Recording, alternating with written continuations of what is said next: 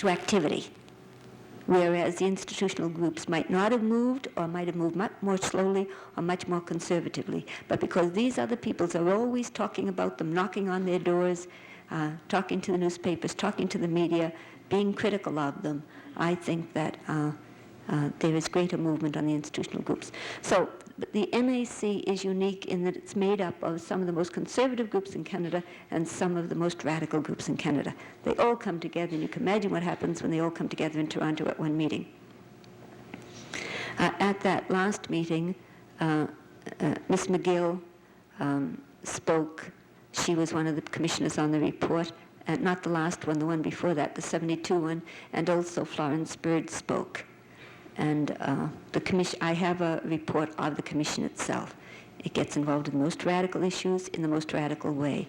But whether you approve of it or not, whether you want to belong to it or not, some of our graduates belong to it who are living here in Halifax. Voice of Women belongs to it. Some other groups, CWL is out of it now. Anyway, the point would be that it is a group that will bring about change. Now, as I said, they will have a lot of opposition. But perhaps the key thing they do, I don't know how articulate I am being about trying to express this to you. I think the key thing they do is make the institutional groups change. In other words, they themselves may not be able to bring about their own change because there are too many people who are opposed to them and won't listen to them.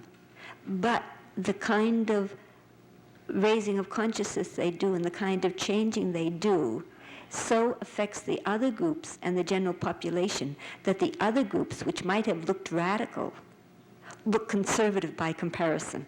So things get passed by the general population because the NAC, which seems sensible, which without the NAC would have seemed radical. Does that make sense to you? Kind of thing I'm saying. And that happens not just about women's groups, that happens about all groups. I'm sure people like Larry Fisk will be able to do much more than this with you in terms of political science and how you bring about change. So that's the National Action Committee and the Laura Sabi report. If there should be any time at the end of this session, I would like to speak to you about the Indian question and the Supreme Court decision, because the NAC group had a meeting just last week in Toronto to discuss this, and I was talking about it with them later in Montreal. And I think you should be aware of this particular action because it's an immediate, important thing for all of us. Now, in addition to the National Action Group, there's a group which is the Women in the University. It's actually a very loose organization. It doesn't belong to any particular group. Everybody's looking around. Somebody's going to call out when it's time for me to stop, okay? All right. All right, the Women in the University group is an ad hoc group of the university women, and it meets with the learned societies once a year. It has no money, it has no officers, it has nothing, but it still managed to meet now for 3 years, and I presume it's going to meet next year at Toronto. And again, I think its value is in its very looseness and its casualness, that it can bring up issues without having to get them to go through boards or committees or anything else. They can just talk from where they are and then come up with conclusions and bring that into their university committees. So like the NAC, and yet a little bit different, this Committee on University Women, which meets with the learned societies, I think has its own value. Again, we don't always see alike, but that doesn't mean that I don't think it has its own particular value. Two other committees I'm going to talk about.